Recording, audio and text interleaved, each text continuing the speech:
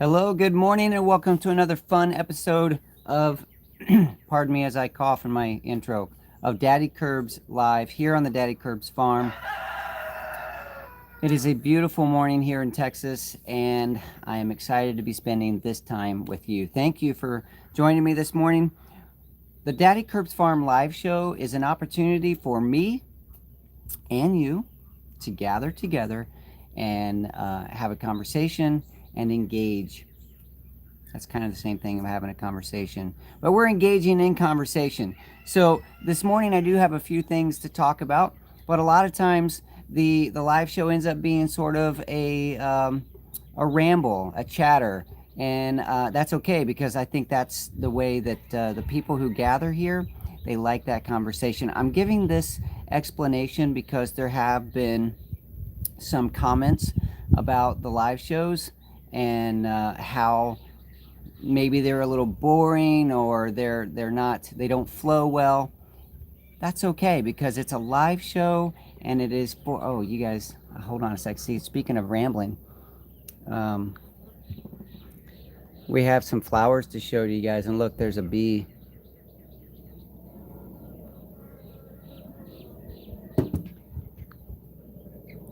I thought that was pretty cool. A bee landing on the flowers. We're going to talk about some of the flowers, some of the garden harvest and garden pest, and just enjoy time to be here together on the Daddykirbs Farm. If you have questions, please do post them in all caps, because that helps me see the questions over just general comments. Which, by the way, if you're just chattering in the chat here, don't post in all caps, because then I'll pay too much attention to that. I do want to read your chat, but I also try to keep my own train of thought, which is very difficult, most of you know. And so if there's a lot of things in all caps, then I get easily distracted, more easily distracted than normal.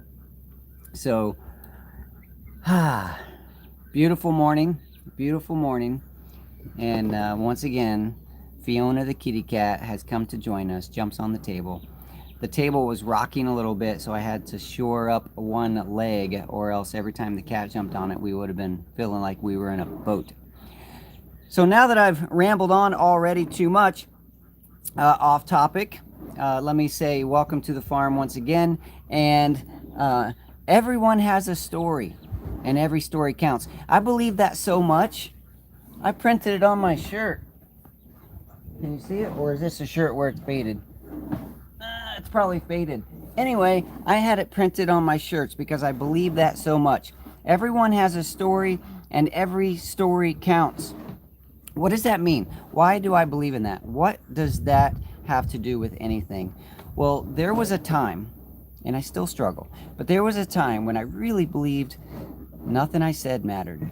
My story didn't matter. My journey was not important to anyone. And I feel like there was a moment in time when that was placed on my heart, that everyone has a story and every story counts. So now I just like to share that with you guys, and that leads us to our pledge.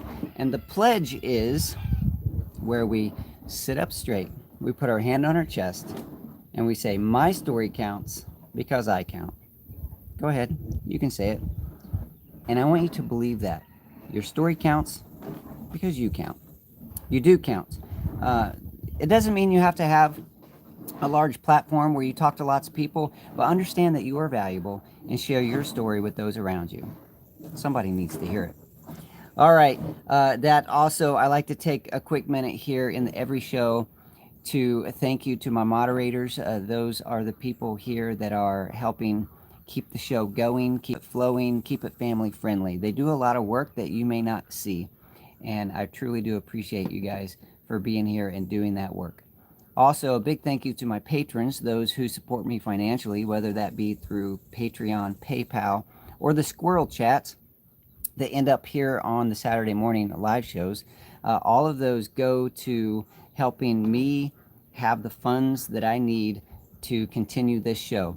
The live show may not need a lot of funding, but the other things that I do need some funds. It's just part of being a creator. So I appreciate you guys believing in me enough to help with that. Big thank you there. Also to my followers, my family members, that is with an N if you're new here, family. That's a group that we have on Facebook, and it's a way that I like to identify my the people who are close to the Daddykirbs story. You guys are fans of the story, but you're also like family members, which is why it's called the family members. So big thank you to you guys. If I had no audience, I would have no show, and that might be okay, but it's also fun to share. So thank you for being here. Good morning. Also, The tea is here. The tea's here. Mama Curb showed up with the goods. This location this morning was Mama Curb's choice. She wanted to be in front of the Greenstock Gardens because they are beautiful right now. Notice the sweet potato vines, the longevity spinach. There are some peppers growing up here. Those are hot peppers. The marigolds, the basil, the Thai basil growing over here. The flowers are on it. The Thai basil has flowered. The bees love that. And then I love the longevity spinach. It's probably my favorite. The longevity spinach ends up in our salad. Well, not so much salads, but occasionally in our salads, on sandwiches. But mostly we use it as an ingredient in Luke's food because it's super nutritious.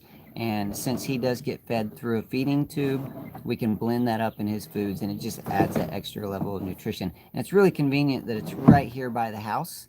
So that's one reason the Greenstock Garden is a really nice way to garden. If you don't have a lot of space or a lot of physical ability to work a larger garden, putting a stackable garden like this next to your house is it's just a beautiful way to grow food in a way that you can utilize it.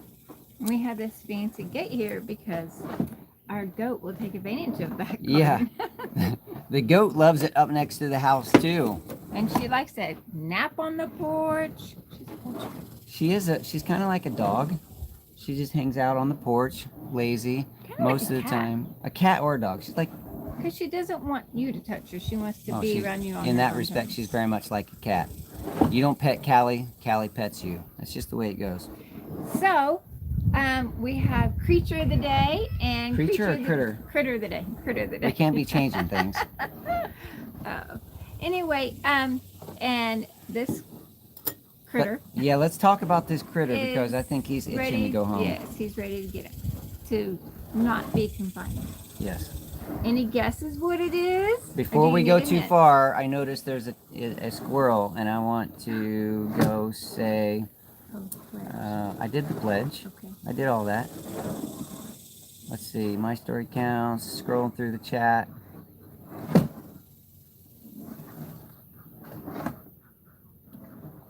Oh, sunglasses. Yeah, we're facing the sun this morning. We might be squinting. See, I have a hat. You don't. I'll go get my hat. But it cast a shadow on my face. But that's hey, Karen starting. Oh, thank you. So yeah, Karen has a green stock. You can watch her videos. She has a real cute video, several videos now, I think. Forgive me, Karen. I don't know everything. You did one really nice video. I'm not sure if you. Now I'm just embarrassing myself. Karen, thank you so much for that squirrel. It was my pleasure to offer that advice. I hope that you got something out of it, and I'm really glad that you're having such success with your Greenstock garden. Any guesses as to what the critter of the day is? Hi, guys. Well, we can't read their guesses until we get all the way down to the end of the chat. There it is. It's not a box turtle. That's a great guess because you guys have heard the noise before. 2 videos. I thought so, Karen. Okay. I don't know what kind of clue we could give him without just giving it away. I think it's almost a giveaway right now. He's 15. He's 15 years old. He makes a big racket when he's in a tub. Rob Donaldson, thank you. Hello from Alabama. Hello from Texas. Mm-hmm. And I'm so glad that you're enjoying the barn build. Man, we are working on a video. Mm-hmm. So Mama Curbs wants to learn how to edit video. So she dove in yesterday. Did you get done? No. It's a hard edit. And you know, with Well, let's not go too far into that. We'll talk more about This that. critter. Let's finish the critter of the day. All right. So, Kilted Gardeners got box turtle. Right. And A the other silky? No, not a silky. Snake? Nope. Doggies? Box turtle? Nope. Cicada? Those are in the background. Okay, Okay. he's heavy. Do you want to hold the camera and I show him? He's muddy. Oh. So I'll just hold him. No, well, let's just show him in there. That way you don't have to pick him up. I'll pick him You'll up. get your shirt dirty. Okay. So here's Jack Jack. You guys have seen Jack Jack before, Peekaboo. but we thought we would show him again because he's such a fun critter on the farm. Come out and say hi. Jack Jack is a male African spur-thighed tortoise, otherwise known as the sulcata. Jack Jack has an interesting story. He belonged to a breeder who lived in Florida, and of his clutch of eggs, a small grouping of eggs, most of his clutch mates were eaten by rats, and he survived. But you can see on one of his legs over here that he's a little gimpy because the rats chewed on his leg. So when this breeder, who was a friend of my son, decided to be done with business, somehow, and I don't know the full story, but somehow my son heard wind that she or he, whoever it was going out of business, and my son picked up Jack Jack, drove all night from Florida to Texas to deliver Jack Jack to his new home on our farm. And we didn't, to his mama, because his mama loves turtles and tortoises. Now, we had no idea that Jack Jack was coming to our home. It was a surprise. Around 6 a.m., our son knocked on the door. We were surprised to see him because he lived in Florida, and even more surprised to see that he had this large gift with him. So there's Jack Jack, critter of the day. And he's really a sweet boy. His buddy Coco is larger and has a different story, but we'll talk about him a different day. We've already talked about him many times, but I think people like to be reminded of the animals and their stories. All right, Jack Jack. So he can eat. So we'll just... So Mama Curbs is going to take him. Now, we use the cart to carry them around, but he will be let out right here, and he'll go and graze on the grass. That's what they do. They eat grass, and then we'll put him away in a little bit.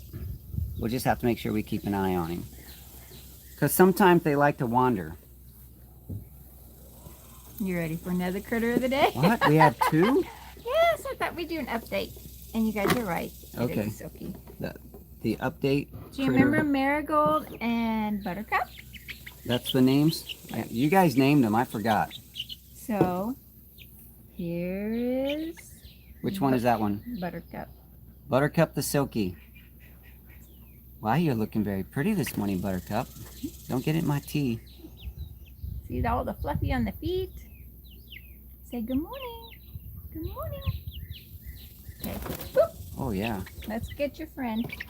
Your sister. Okay, just do it like this. Maybe they'll be more comfortable. Okay. You want to just show them like that? Yeah. So that one's Buttercup? Mm-hmm. This one's Marigold? Mm-hmm. I guess because she's gold. Look at her cheeks and her little fluff. Hello, baby girls. Most of my silkies are this color, the white, because that's what we have. And this one just happened to be a different color. Did you get that in your face? Yeah. So there you go. They grew up pretty. They did grow up beautiful. They're not incorporated into a larger coop No, yet, right? They're ready to go, though. They're ready to go to I'm a just a coop. little worried about snakes, because at this stage, the snake is... Yeah, when they're not too large, the snakes can get to them, and this size is perfect for a snake to believe he can eat them, but he'll kill them and then regurgitate them because he can't swallow them. I believe they're both hens. This one's definitely a hen. I'm not sure about that one. So Buttercup might be a little boy. Mm-hmm. We're still waiting to find It'll out. be a pretty boy. Saw a bug. Okay. All right. Okay, so the critters need to be placed back into their um, respective homes or let out to eat grass. There we go. Very nice. I'm gonna go wash my hands. Yes. All right, Mama Curb's gonna go do the proper thing of washing her hands. And let me see if I can catch up on chat here. Kitty, lizard, armadillos. Yeah. Turtles. His shell is beautiful. Hello, Jack. Let's see. My son has the same turtle and it weighs around 150 pounds. It is huge. So yours is probably close to the size of our Coco, who is around 20 years old. I don't know exactly how old. Wow, they bought it when it's the size of a quarter. So what I've been told, I've never raised one from a baby like that. What I've been told is that the sulcata tortoise can be a very tricky reptile tortoise to raise from a baby. A lot of the babies don't make it to adulthood. How big is Jack? I'd say he's probably around 60 pounds or so, and looks like maybe 15 inches wide, 20 inches from tail to top of shell, something like that. Did we get Jack first? Yes, Jack was the first tortoise, and Jack being on the farm actually was an invitation to a friend of ours to help us get Coco. Now we didn't ask for Coco. We're glad we have him, but a friend of ours had said someone they knew needed to rehome their tortoise, and I'm trying to remember the story as I'm saying it. And so they paired us up, and we went and met Coco, and we decided that we could go ahead and take him and give him a home, because Coco's owner, oops, I forgot to turn my notifications off. Sorry, guys.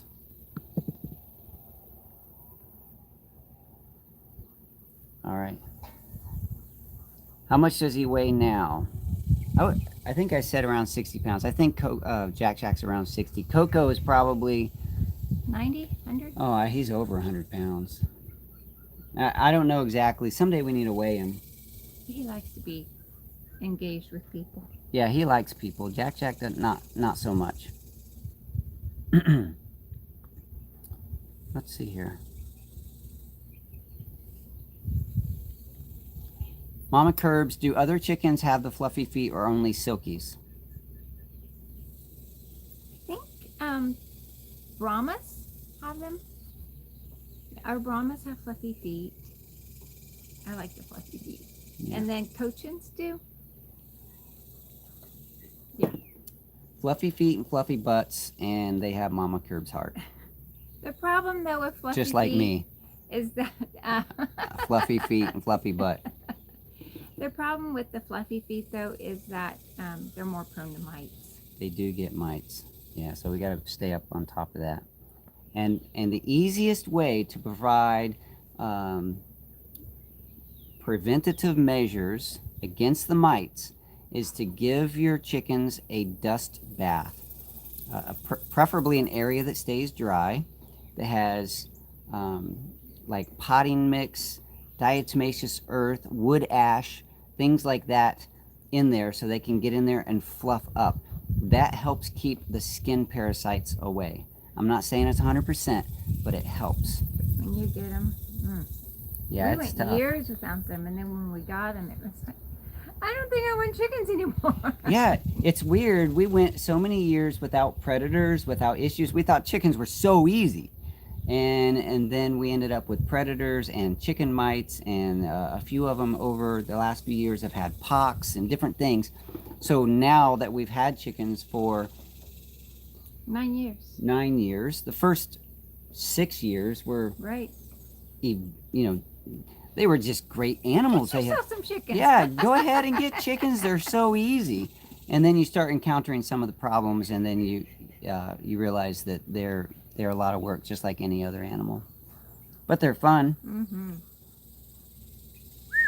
That sun's I think I'm gonna. that sun's getting hot.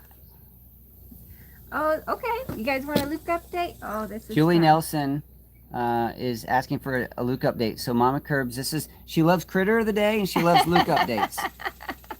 All right, let's see it. Okay, I gotta show you Luke's picture.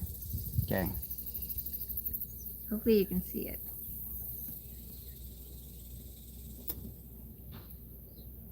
It's the best picture ever. Really, the best ever? Maybe I haven't seen that. Oh, I did. I gotta clean I my phone. took that picture. Did I take it or you took it? I took it You on took your that phone. picture on my phone. But we right. can't show it on your phone. Can't because we're on my phone. You Let's guys are on see. my I don't phone. know. Hopefully they can see it. There it is. They can see that. Lift it up a little bit. Check that out. Woo! Did you see that smile? Maybe show it to them again. They were focusing on the wrong thing, I'm sure. Okay, let's get close here. Look at that grin. Yep. He caught a bass. So we took a break and we went fishing the other night at this little fishing hole. It's We just can't so tell fun. you about the fishing hole. It is such a nice little spot that many people don't know about. And so they have picnic tables and it's just this Don't great. give too many details. Anyway, so we just really enjoy going and Luke wants to go all the time. So, and every time he goes, he says, want to catch a bass, want to catch a bass. And it's a catch and release pond. And so a friend of ours took us one night and said, this is the trick. You got to catch your bait on a hot dog and then you use your little minnows Right. to catch your bass. So you catch the little perch with little chunks of hot dog, and then you use the perch as bait for the bass. That was his trick, and it worked for him. Yeah. But for Luke, the hot dog worked. So I don't know. You guys do any fishing, but we have really tiny hooks for the little tiny fish. It makes sense, right? So Luke threw out that little tiny hook with a little tiny chunk And he's got a of hot great dog. cast. He does I love cast watching really him well. cast. And he threw that thing out, and within 30 seconds, that bobber went We down. thought, oh, he got a turtle. Yeah, because there are a lot of turtles there too. But he reeled it in, and I knew it wasn't a turtle after he started reeling because it was just pulling. And turtles drag fish, they pull away. Anyway, so he pulled that thing up, and that bass, it was probably a 4-pounder, 3 or 4 pounder. I don't want to exaggerate, but it was probably a 3 or 4 pounder. And he had pulled that thing in all the way to shore, barely hooked in the edge of the lip with that teeny tiny hook on a piece of hot dog. We don't even eat hot dogs, but we bought a cheap pack, the 99-cent pack of hot dogs, because if you go buy night crawlers, they're like $4, the worms. But you can get a pack of hot dogs for 99 cents Apparently catch bass. and catch bass. It's weird. We don't go And fishing it that saved much. the perch's life. Yeah, the perch in the pond cheered for Luke because they didn't have to be sacrificed. Now I feel terrible. He looks so happy. It really is a beautiful photo too. I'll have to post that on my Instagram so you guys can see it a little better. Did you post it on your Instagram? Did I post it? I didn't. Right. He was so happy. So now he wants to go back.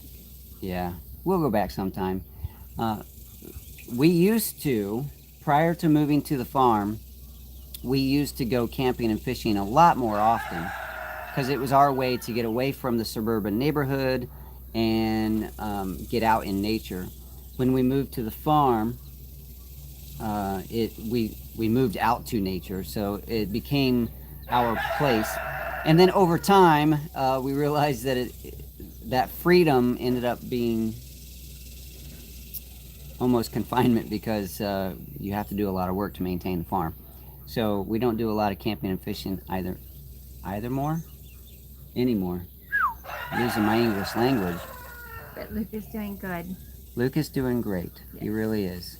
We are still keeping social distance from a lot of people and just Yeah. being mindful of what's going on in the world and just We do have to trying protect. find that balance. Yeah, we do have to protect Luke, and it's not just with the current scare that's going on.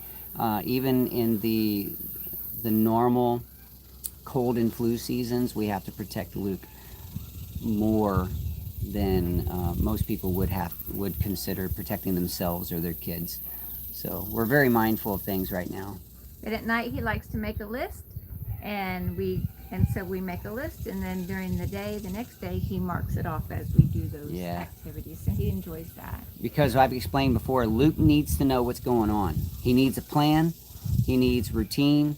So we can't have the same routine every day. We can't. Our life doesn't work like that. We try to give him a routine.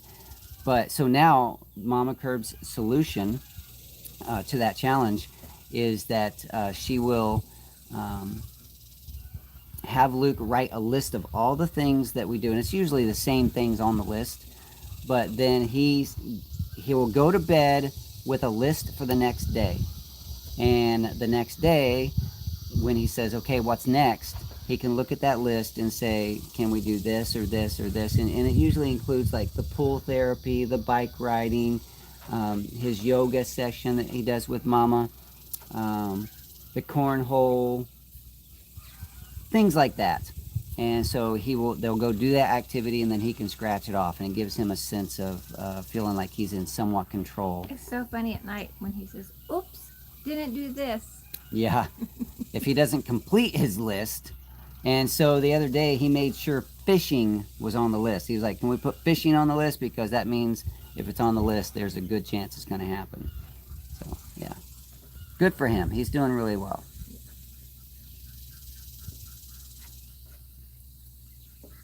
Is Luke still talking? He is doing pretty well with chatting and with us. If there were a visitor, he does tend to still kind of shut down. He doesn't interact well with people that aren't here in the house on a daily basis. But it's fun seeing him say something that's just out of the ordinary. So, Luke is 23. 23. Which blows me away. Because when I look at him, I think, oh, you're like 15. Yeah, he's a young man. He's a man. And he likes teenager stuff. He likes to dance. Yeah.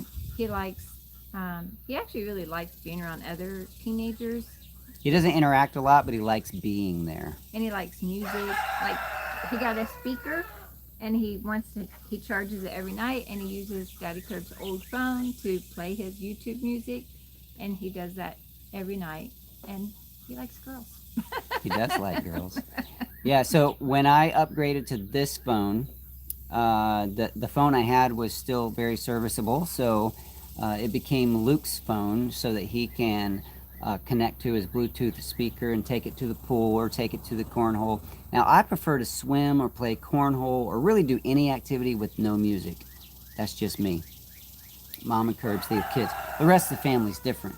They like to have something going on. And Luke is just like the rest of them. He likes to have his music playing and a little too loud. In my opinion. In my opinion, it's a little too loud.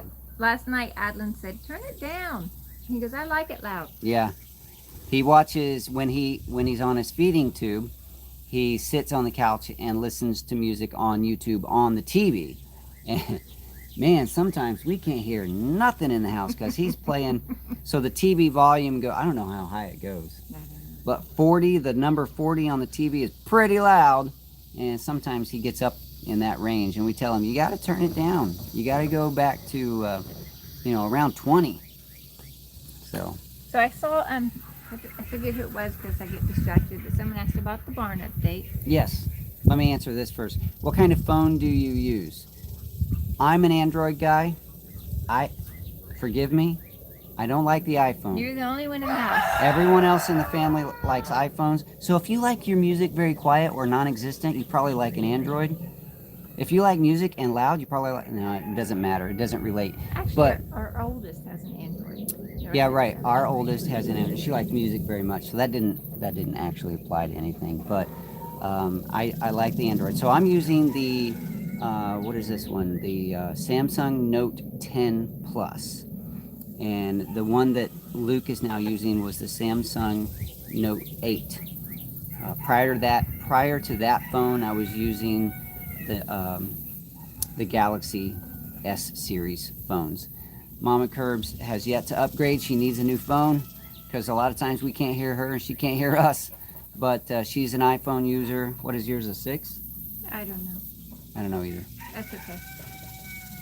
So you can That's do the her barn way of update? saying move on. Let's see. Luke and Blake can dance off. Blake can dance.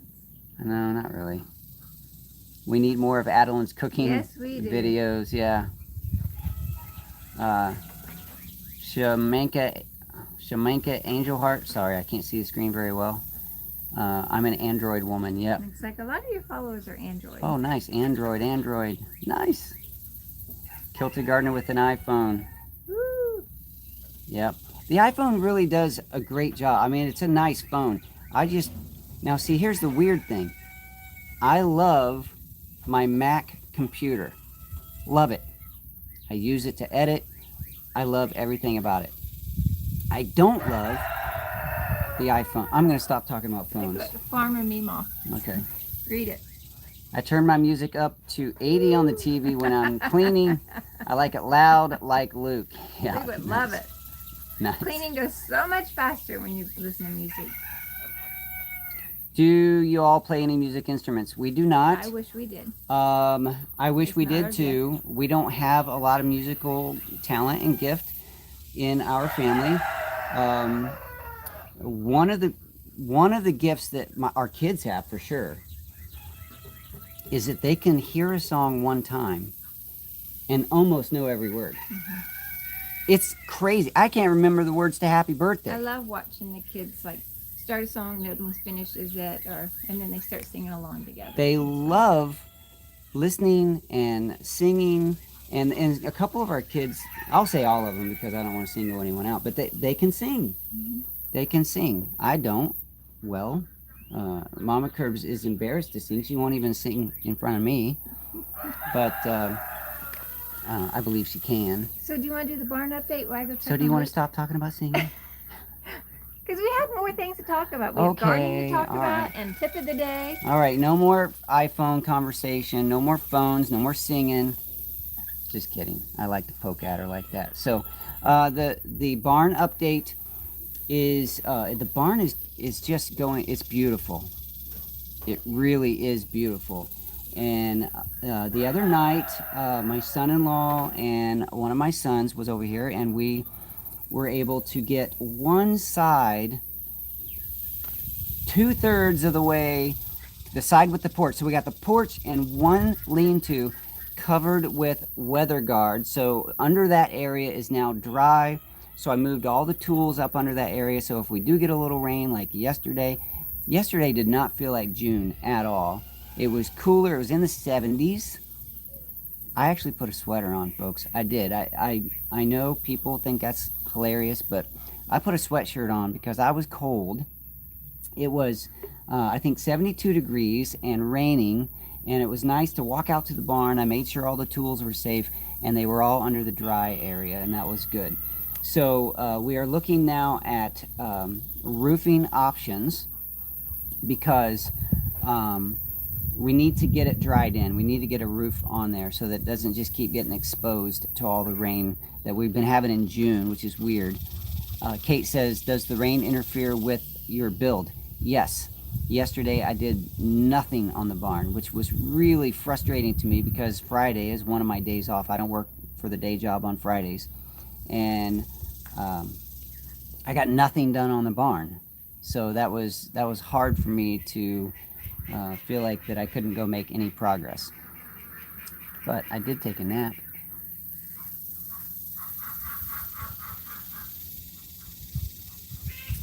All right, so what else do we got, Mama? Did she leave me? I think she left me. Oh boy, carrying Jack back because he wandered too far away. Talk about the tomatoes? Yes. Okay. So on the thumbnail image, I do sometimes like to joke that here on the Daddykirbs Farm live show, the thumbnail often has nothing to do with the video itself, because sometimes it doesn't. But today, I have been trying to fix that, by the way. I've been trying to make a thumbnail that actually applies to something in the video. So anyone who is willing to stick around for 34 minutes and 43 seconds, you actually get to the thumbnail.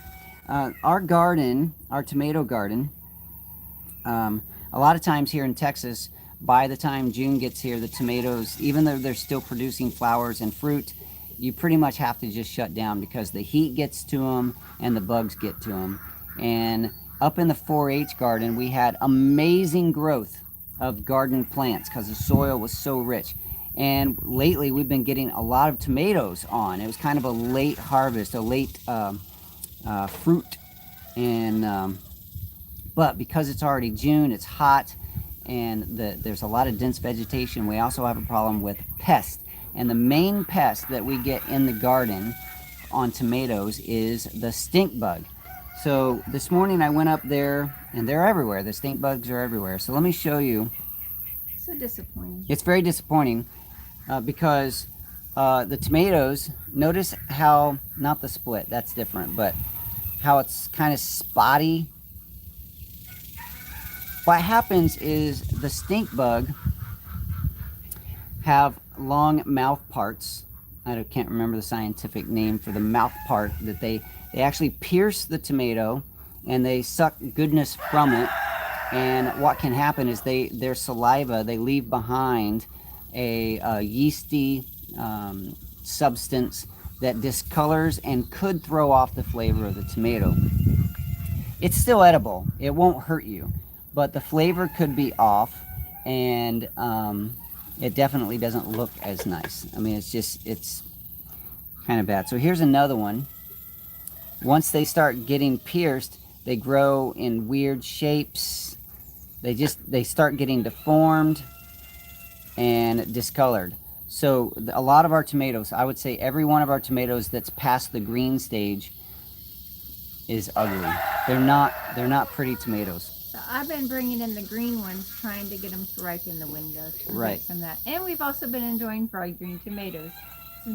We grew up in Indiana with fried green tomatoes. Yeah, so who here eats fried green tomatoes?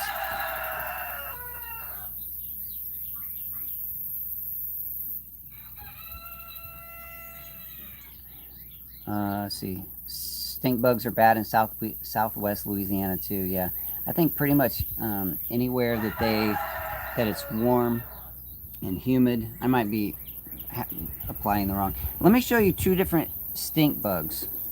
I call them both stink bugs. A lot of people refer to both of them as stink bugs.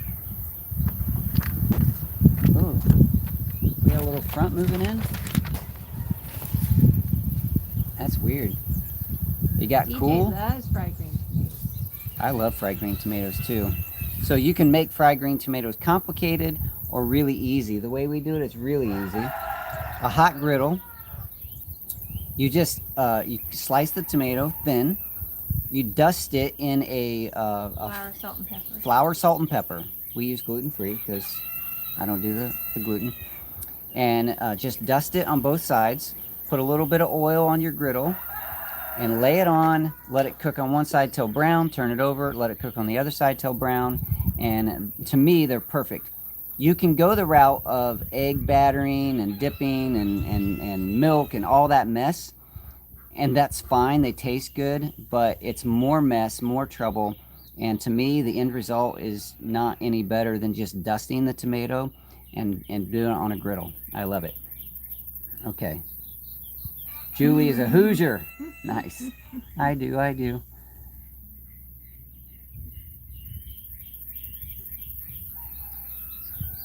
Oh, someone said I'm having a problem. What? Who's having a problem? I missed it. Oh, Monica Brim, I'm having the same problem. Thanks for solving my question. You're welcome. Not sure what I said, but you're welcome. So I have two stink bugs here. Forgive me, anyone who's in the PETA group. Yes, I did pierce the little critters. Okay.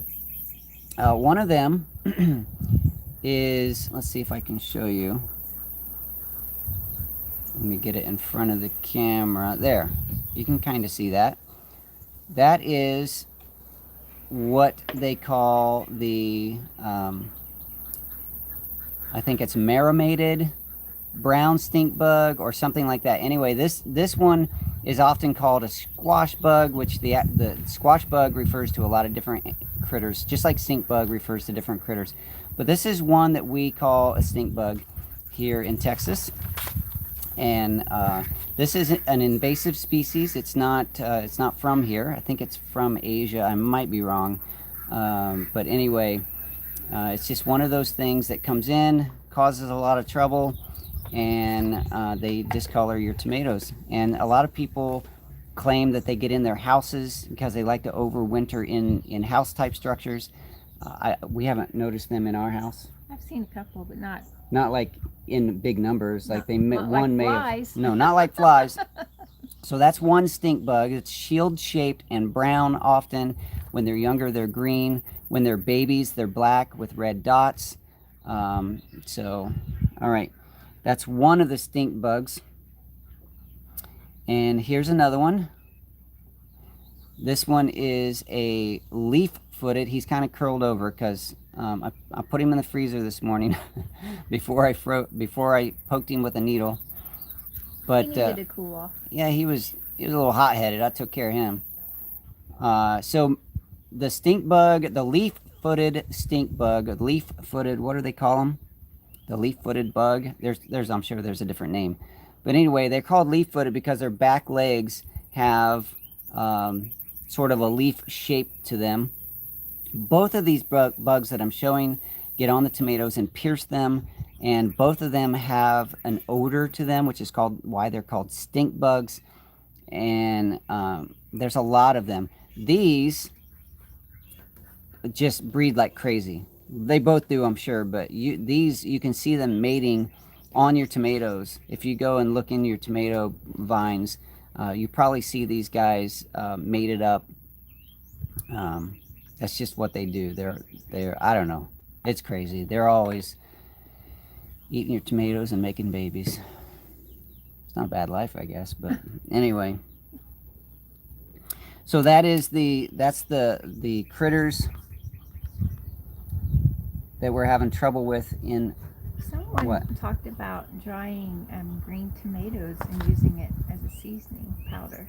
This one. Come on. So I don't have my reading glasses on. I grow them. I don't like them, but I do enjoy drying them and powder them for seasoning. The only way I can consume tomatoes. Wow. Oh, so maybe they're not Is that green. red tomatoes or green tomatoes? Do you powder green tomatoes? Because that would be an interesting flavor. Mm-hmm. I do like powdering things. I like the powdered lemons and the powdered chaya or kaya, whatever. What else do we powder? We have done the moringa. Anyway, we do like powdering some things. Powdering our noses, you know. Zucchini! Go Haffy, growing zucchini. I always call that one a squash bug. Probably talking about the shield-shaped one. Yeah, and I honestly can't tell you the difference between that and other squash bugs. I just know there are several bugs called squash bugs, and there are several bugs called. I'm not even keeping my face in the screen. Sorry, guys. So the chairs compared to this table are a little high, so I have to make sure I'm sitting lower. Let's go back. Otherwise, I'm leaning up, looking at the chat, and you guys are just watching my nose and mouth. Let's go back. But then I can't reach the phone.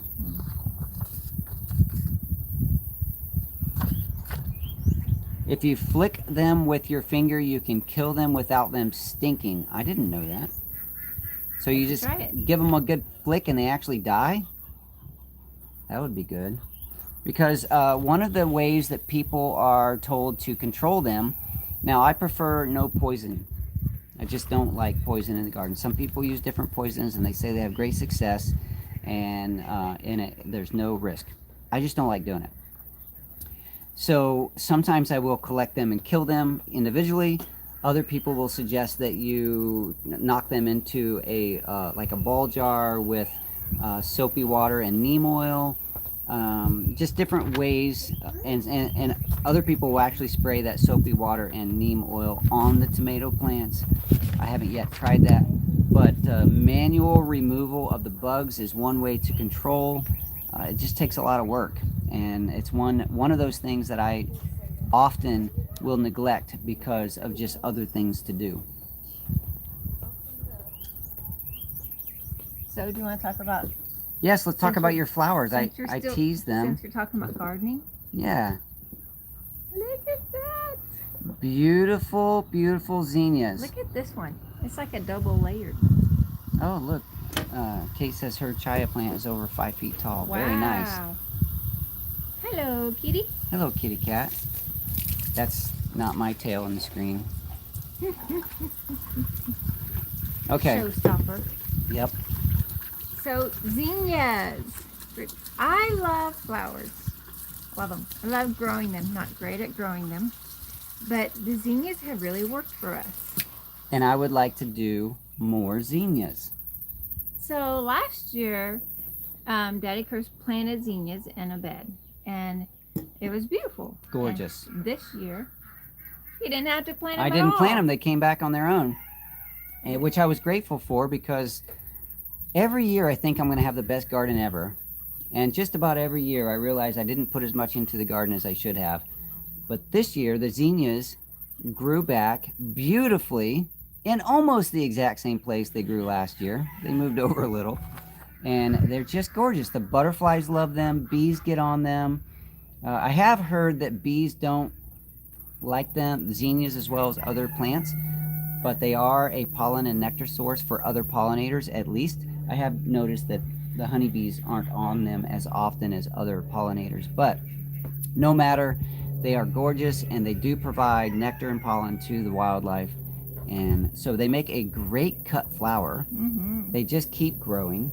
And so if you do plant them and you don't want them next year, make sure you cut them all before they dry out and go to seed, because then you won't be able to really control very well them dropping their seeds and coming back next year.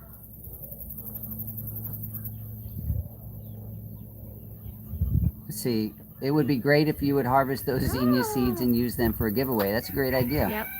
Have to put a note to do that. You'll have to make a note, because I won't make a note and I'll forget. Let's see here. Zinnias are beautiful. They really, zinnias, just because they're vibrant colors and the size of the flower, they make a really nice field.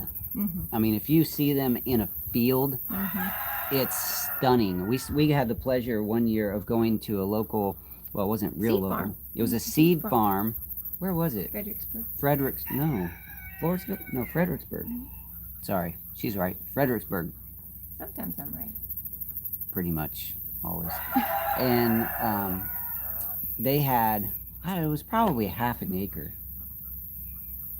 It was probably half an acre. I'm trying to remember the size of the field, but it was at least a quarter acre, and I would wager that it was a half acre. I wouldn't wager much because I don't do that, but it was just beautiful, full of zinnias. They were probably 2 feet tall, bushy, flowers everywhere. It was just one of those things that is, it's kind of, it's just one of those sights that you don't forget. I mean, it's just beautiful. It's gorgeous. Beautiful. So this week I had some strawberries and some blueberries and some ginger, and they were not bad, but not like, oh, that's the perfect fruit, I want to pop it in my mouth and eat it. So I did something I learned from Drake White, the butterfly lady. Drake White, the butterfly lady, our friend who's full of information and knowledge. Go check out her page and YouTube channel. So The Nectar Bar. I made fruit infused water. The blueberry one's gone. And I used basil and strawberries, because I'm not great at drinking water, but if it's flavored, I enjoy that. Ginger and basil.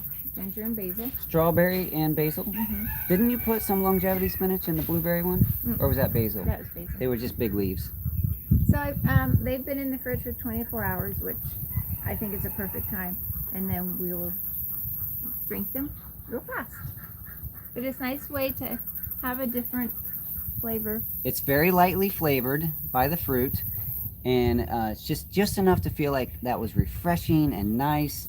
And so if you have fruit that's a little off, meaning like it's a little too far ripe or whatever, this is a nice way to use it. Mm-hmm. And then when you're done drinking the water, you can give the leftovers to your chickens or to your worm farm or to your compost bin, and it won't go to waste. It will continue to be a part of your system, your farm, your little spot, your little slice of heaven.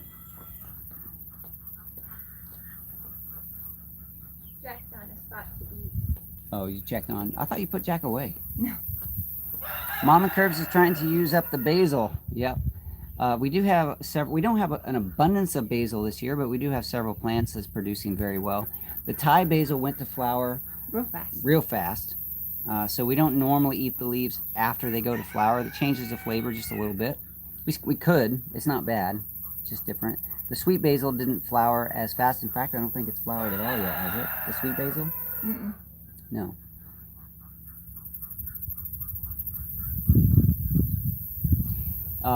So we don't have sweet basil in this one. We only have the Thai basil. Yeah. I thought we had sweet basil there too. Yeah. We have purple basil in the... Purple basil up in the green stalk that's on the pool deck over there. We have regular sweet basil in the 4-H garden, which is beautiful. It's looking very nice. That Something grows like a weed. What does? Up here. Where'd you see it? And then Kate said, wish it did down here. Oh well.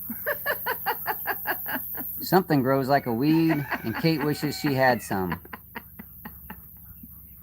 Maybe it's basil. We're talking about basil. Yeah, it does not grow like a weed here so much. I do often find a little bit popping up in the garden, but definitely not in abundance. The Thai basil does more than the sweet basil. It does a pretty decent job of reseeding itself. Speaking of reseeding, for the last few years, I've been trying to grow. I've been gifted plants of what is called, often people refer to it as sesame, but it's really a perilla plant, or peria, or whatever it's called. In the Asian cultures like Thai and Korean cultures, and I might have some of that wrong, but they eat the leaves. I got a leaf right here. Are you going to show them how it reseeded itself? I'll show them the plant. But so they eat the leaves kind of like we do a taco. So they'll put their whatever, like fried rice, plain rice, whatever, in there, and they'll eat it with the leaf. And it's really tasty. The texture's not bad at all. Often, too, they will stack them in a jar or a container and add sauces to it and let them ferment. So they have the fermented leaves that they will mix into other dishes. And that's one of the reasons I wanted to grow it, because I love the food from those cultures, and I would like to learn how to grow more of that and eat foods like that. Well, I've had such the time. The local friend, my friend Harry, who's local, he grows a lot of amazing plants and fruit trees, and he says that they grow like weeds for him. He never has to plant them because they always just pop up. Well, I actually wanted that, so I planted some in my garden, and the next year, nothing. I actually collected seeds, and I would throw the seeds out and trying to get them to just kind of wild grow. Nothing. And I thought, I just can't do it. They won't grow. So last year I had a few plants in the buckets where I had my fig trees growing. And this year I noticed I got a plant. Let me turn the camera around here. So this is my one of my fig trees that needs planted. Actually has figs on it. And in that same pot is growing up this sesame or perilla plant. So I'm very excited. I would love to see that. I would love to see that plant produce seeds again, and I will try again to put those seeds in a place that hopefully I can grow more of that, because I don't have really a routine of using this in food as a culinary pleasure, whatever.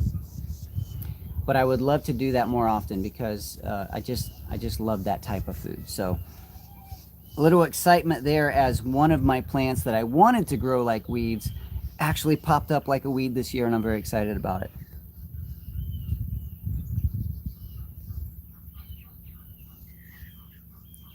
Shiso leaves. Is that what it's called?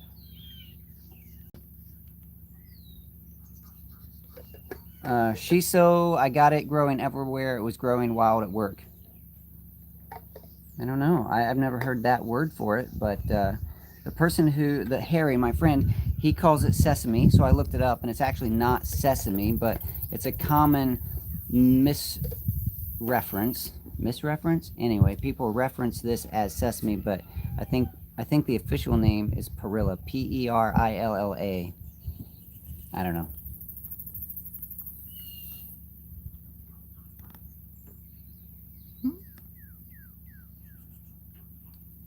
Oh, okay. Robert Kilted Gardener says I'll try to save you some of the purple variety. Is it? I'll have to look it up. You're calling it shiso. I will look it up.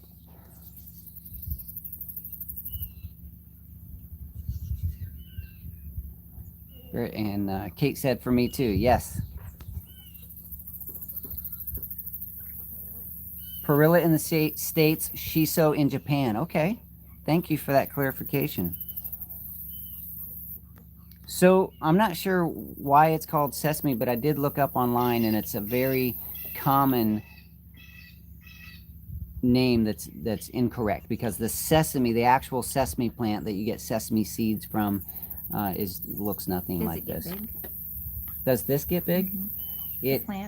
It can get like 3 feet or so, at least. Now, a friend of mine,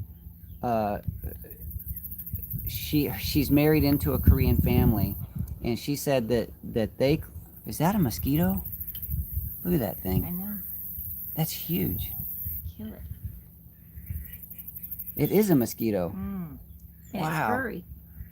Look how big that thing is. I just smashed it. That's the largest mosquito I've ever seen. Woo! He got somebody who's bleeding. Texas size. Yeah, all right. At least it wasn't one of those little black and white ones that are... I don't get bit by mosquitoes. And the little black and white ones, they tend to bite me, but the brown ones don't. Texas size mosquito, yeah. Diamond Willow 2, have you received an envelope from Alberta? Did we get an envelope from Alberta? Not recently. We did get an envelope a while back, right? My memory is so bad. Well, what was in the envelope? Yeah, Diamond Willow, you're going to have to remind me what we're talking about. Let's see here. Because you got the wax. Yeah. And then you got... The wax update, by the way, to my buddy Jeff, who sent me all that wax. Thank you very much. And forgive me for not having done a video or an update about the wax yet. Truly, I appreciate you, and I want to make that happen.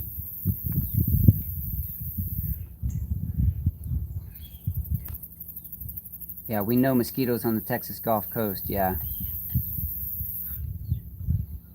Yeah, the mosquitoes down there are terrible. We went fishing once in, well, more than once, but this one particular event in Galveston, I thought it'd be really cool to go out at nighttime and do some fishing off of this pier area.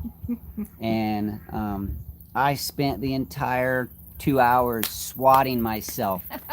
Oh, man. And like I said, I don't get bit by mosquitoes. They just avoid me for whatever reason. I'm not sweet enough. But that night, I was covered in mosquitoes. All right, let's see. Oh, she sent you some dandelion seeds. I don't remember getting them. I'm sorry, I don't remember getting dandelion seeds from Alberta.